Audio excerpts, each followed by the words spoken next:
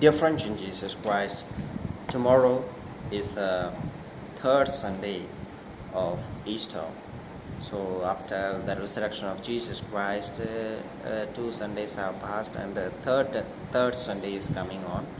So tomorrow's gospel is about two disciples walk towards Emmaus. So they were walking on the way, and Jesus, like a stranger, approaching them, and then began to ask them a question based on what was happening or based on what they were talking about.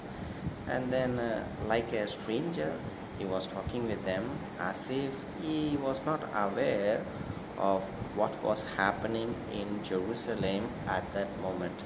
So, like an innocent man, like a stranger to the situation, to the incident, he was talking with them, asking them a question.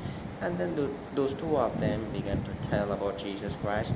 And then Jesus began to tell about himself from all the prophets, from the Old Testament to the present time, or to the New Testament. So of those time he was explaining to them very clearly. And then they were approaching the place where where they were supposed to go. And once they were entering in, Jesus was showing them as if he was going further. So they called him, "Come, have meal with us." So Jesus comes there, and then they were having meal. He was breaking the bread. So then their eyes were opened. So then they saw Jesus. So they began to believe that he is really risen from the dead. So for us, dear friends, most of the reflections when they give about this Emmaus walk, they say it is about Eucharistic celebration. What is happening in the Eucharist? So we break the word, priest, layperson breaks the word, priest is preaching about the word, and then we have the breaking of the bread. So two things are important. So on the way, Jesus was telling about himself with the words, and then when they entered the house, Jesus was breaking the bread. So for us, dear friends, breaking of the word and then breaking of the bread, what does that mean to my life? So how do I listen to the word of God? How do I listen to the word of God? And in that way we can reflect, dear friends. And then how do I take up my life? How Jesus took his life, broke the bread. He gave up his body. He gave up all of himself for the sake of the whole humanity, to save the humanity, to do the will of God the Father, and to save the human race from sin. So how do you take up your life? How do you take responsibility? Are you committed to the task that is given to you?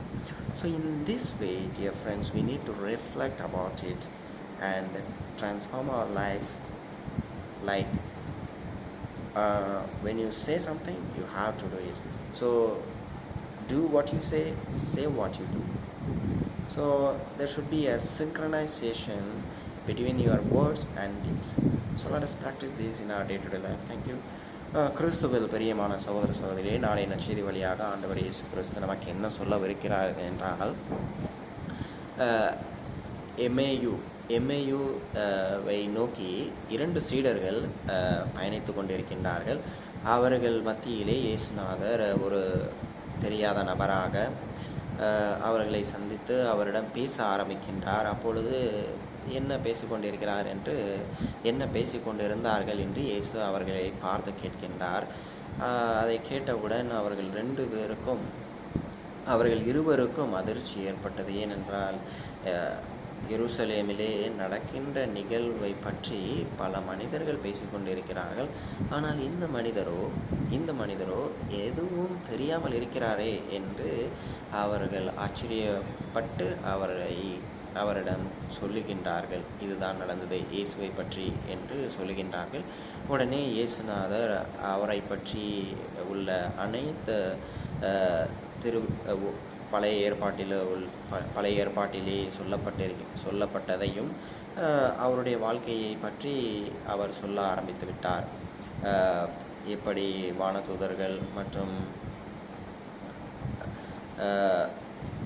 Profits அவர்கள் எல்லாம் அவரை பற்றி சொன்னாரோ, அவர்கள் இயேசுவை பற்றி சொன்னார்களோ, அதையெல்லாம் அவர் சொல்ல ஆரம்பித்த பிறகு அவர்கள் செல்லக்கூடிய இடம் வந்தது.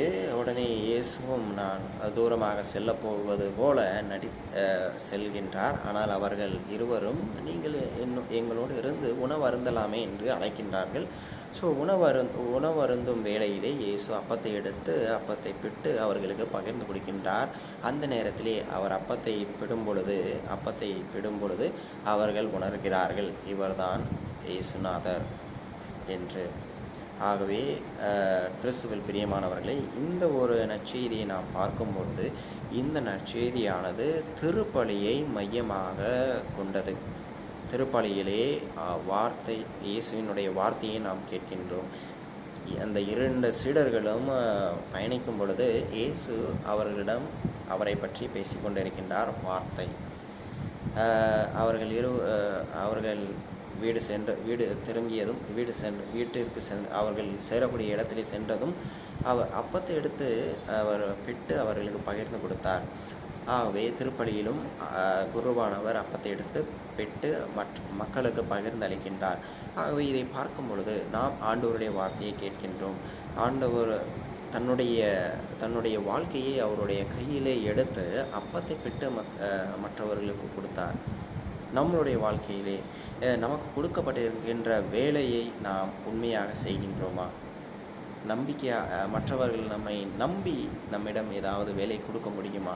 அந்த ஒரு நம்பிக்கையை நம்மளால் ஏற்படுத்த முடியுமா? என்னுடைய வேலையிலே நான் உண்மையாக இருக்கின்றேனா? சரியாக செய்கின்றேனா? இல்லை நான் வேலை செய்ய மாட்டேன், வேலை செய்யாமல் நழுவி கொண்டு இருக்கின்றேனா? இதை தான் நம்மளுடைய வாழ்க்கையிலே சிந்தித்து பார்க்க வேண்டும். ஆண்டவரே, உங்களுக்கு கொடுக்கப்பட்டிருக்கின்ற வேலையை முழுமையாக செய்ய வேண்டும், முழுமையாக செய்ய வேண்டும், நேர்மையாக செய்ய வேண்டும். மற்றவர்கள் உங்களை நம்பி அந்த வேலையை கொடுக்கக்கூடிய அந்த ஒரு நம்பிக்கையை அவர்களுக்கு ஏற்படுத்தக்கூடிய அளவிலே நீங்கள் வேலை செய்ய வேண்டும். ஸோ அந்த ஒரு செயலிலே நாம் ஈடுபட ஆண்டவரிடம் அன்றாட ஜெபிப்போம். அதை நாம் நம்மளுடைய வாழ்க்கையிலே முயற்சி செய்வோம். ஆமேன்.